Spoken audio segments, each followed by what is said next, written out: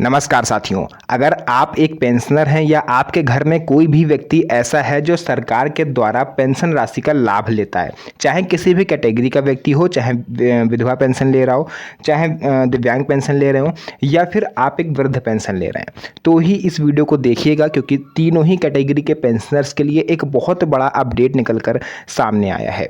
साथियों, थंबनेल पर आपने देख ही लिया है कि आज हम लोग किस टॉपिक पर बात करने वाले हैं, तो चलिए बिना किसी देरी के वीडियो को स्टार्ट करते हैं और हर एक टॉपिक को आपको विस्तार से समझाते हैं। तो देखिए, सबसे पहले मैं आपको ये बता दूं कि पेंशन राशि के डबल होने की बात सामने आ रही है। साथियों, अगर आंकड़ों के हिसाब से हम लोग बात करें तो जितने भी राज्य हैं सभी राज्यों में पेंशनर्स ने काफ़ी ज़्यादा मात्रा में सरकार के पास विरोध दर्ज करवाया।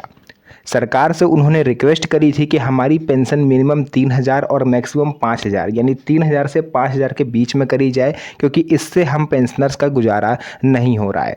अभी क्या है, अभी यूपी में आप देख लो, यहाँ पर रिसेंटली अभी 1 अप्रैल से 500 रुपये बढ़े हैं, 1,500 रुपये हो गए। बिहार में 1,100 रुपये मिल रहे हैं। मतलब हर राज्य में अलग अलग पेंशन राशि है। तो इसको लेकर के एक बीच में नोटिफिकेशन भी आया था कि पेंशन राशि मिनिमम 3,000 रुपये होगी, लेकिन वो कुछ काम कर रहा नहीं। तो ऐसे में अब खबर निकल कर आ रही है कि सरकार फिलहाल 3,000 रुपये तो आपकी पेंशन नहीं कर सकती, क्योंकि उसके ऊपर काफ़ी ज़्यादा आर्थिक दबाव पड़ जाएगा। जिस राज्य के पास इतना बजट नहीं है वो इतना बजट कहाँ से लेकर के आएंगे। इसी वजह से अब राज्य सरकारों ने ये फैसला किया है कि आपकी पेंशन राशि को डबल कर दिया जाए। लेकिन ये सभी राज्यों के लिए नहीं है, मैं पहले बता देना चाहता हूँ। इसीलिए मेरी आप लोग से रिक्वेस्ट रहेगी कि आप लोग जिस भी राज्य से इस वीडियो को देख रहे हैं, अपने राज्य का नाम ज़्यादा से ज़्यादा मात्रा में कमेंट करें, ताकि मैं आपको ये बता पाऊँ कि आपके राज्य में ये लागू है या नहीं है। 28 राज्य हैं टोटल। अब हर एक राज्य का नाम मैं यहाँ पर लूँगा तो वीडियो काफ़ी ज़्यादा लंबी और बोरिंग हो जाएगी। इसलिए आप अपने राज्य का नाम कमेंट सेक्शन में बताइए। मैं या मेरी टीम से कोई भी व्यक्ति आपसे कॉन्टेक्ट करके आपके कमेंट में आपको आपका जवाब दे देगा। ये चीज़ हो गई। कमेंट में अपने राज्य का नाम जरूर बताइएगा। तो जहाँ पर 1,000 रुपये पेंशन है वहाँ पर 2,000 हो सकती है, जहाँ पर 1,500 है वहाँ पर 3,000, जहाँ पर 2,000 है वहाँ पर 4,000, है ना। ये एक सरकार ने एक तोड़ इसका निकाला है, लेकिन यह हर राज्य में लागू हो ऐसा ज़रूरी नहीं है, जैसा कि मैंने अभी आपको स्टार्टिंग में बताया।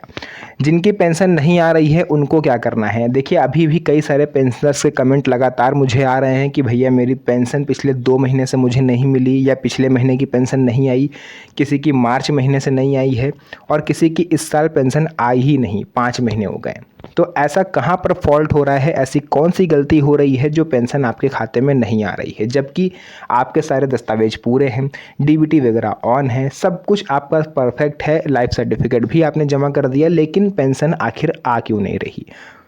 और इसका जवाब भी आपको कहीं से नहीं मिल रहा है, क्योंकि ऐसी कोई संस्था है ही नहीं जो सीधे आपको जवाब दे सके, और है भी तो उसके बारे में आपको पता नहीं है। तो मैं अपनी तरफ से आपको बताता हूँ, जहाँ तक मैंने ऊपर बात करी है, जहाँ तक मुझे पता चला है, तो सरकार ने पेंशन किसी की होल्ड नहीं करी है। पेंशन सिर्फ और सिर्फ उन्हीं लोगों की रोकी जा रही है, चाहे 2 महीने की हो, 3 महीने की हो या 4 महीने की हो, जिनके डॉक्यूमेंट्स पूरे हों, उनकी उनमें से पेंशन रोकी जा रही है उन लोगों की जिन्होंने अभी रिसेंटली पात्रता को मिसमैच कर दिया। यानी सरकार की तरफ से हर राज्य की जो इनकम ऑफ लिमिट है वो अलग अलग है। कुछ राज्य एक साल में 1,00,000 रुपए तक आपको एप्लीकेबल रखते हैं, कुछ राज्य 70,000 पर, कुछ 46,000 पर, अलग अलग है। तो मान लेते हैं कि अगर आपके राज्य में पेंशन लेने की इनकम लिमिट 1,00,000 रुपये है, यानी एक साल में आप 1,00,000 रुपये से ज़्यादा अगर कमाते हैं तो आप इसके लिए पात्र नहीं हैं, चाहे किसी भी कैटेगरी के आप हो, है ना, वृद्धा, विधवा या दिव्यांग। लेकिन अभी हुआ क्या कि आपके जो पैसे हैं आपके अकाउंट में, वो साल में 1,00,000 रुपए से ज़्यादा हो गए। आपकी किराए की आय आपके अकाउंट में आ गई, या कोई भी आप जॉब करते हो उसका पैसा आ रहा है और सरकार ने उसको पकड़ लिया।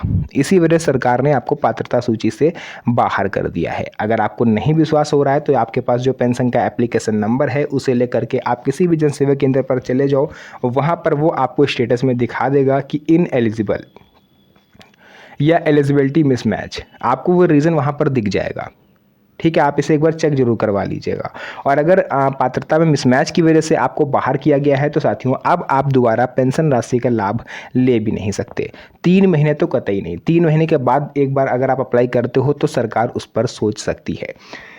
और ई-केवाईसी अपडेट अगर नहीं है तो भी कई लोगों की पेंशन रुकी है। डीबीटी बंद है तो उसे फ़ौरन ऑन करवा लीजिए। आधार और पैन आपस में लिंक नहीं है तो इसकी डेडलाइन बढ़ा करके 30 जून 2026 कर दी गई है। इससे पहले आपको अपना जो आधार हो पैन कार्ड से लिंक करवा लेना है। समस्या का समाधान देखिए, अगर आपकी पेंशन रुकी हुई है तो क्या करना है, स्टेप बाय स्टेप मैं कुछ तरीके आपको बताऊंगा, आप उसको फॉलो करो और आपकी जो पेंशन राशि है वो आपको मिलने लगेगी। स्टेप नंबर 1, बैंक जा कर के ई-केवाईसी और डीबीटी एक बार फिर से आप एक्टिव करवाओ।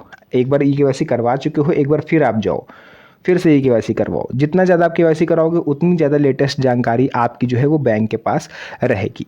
आधार पैन लिंक नहीं है तो उसे आप करवा लीजिए। अपनी रजिस्ट्रेशन स्लिप आपको अपने पास रखनी है। सीएससी सेंटर, जनसेवा केंद्र या समाज कल्याण विभाग ऑफिस जाएं अगर आपका कहीं पर समाधान नहीं हो रहा है, क्योंकि इसका आखिरी समाधान जो है वो समाज कल्याण विभाग के ऑफिस में ही होगा। इसके अलावा साथियों, पुराने पेंशनर्स के लिए एक बहुत बड़ा अपडेट है। अगर आप कई सालों से पेंशन ले रहे हैं और पैसा नियमित आपके अकाउंट में आ रहा है तो आपको कोई नया आवेदन या अपडेट करने की ज़रूरत नहीं है। अगर पेंशन बढ़ती है तो वो अपने आप आपके अकाउंट में बढ़ के आएगी, क्योंकि बहुत सारे लोग ये सोच रहे होंगे कि पेंशन अगर डबल होने जा रही है, दुगनी होने जा रही है, तो क्या जो हम पुराने पेंशनर्स हैं उनको कोई नए सिरे से आवेदन करना होगा? क्या कोई नया फॉर्म इसका आएगा, या जो पुराने पेंशनर्स हैं उन्हीं के अकाउंट में ऑटोमेटिक ये अपडेट होके आ जाएगा?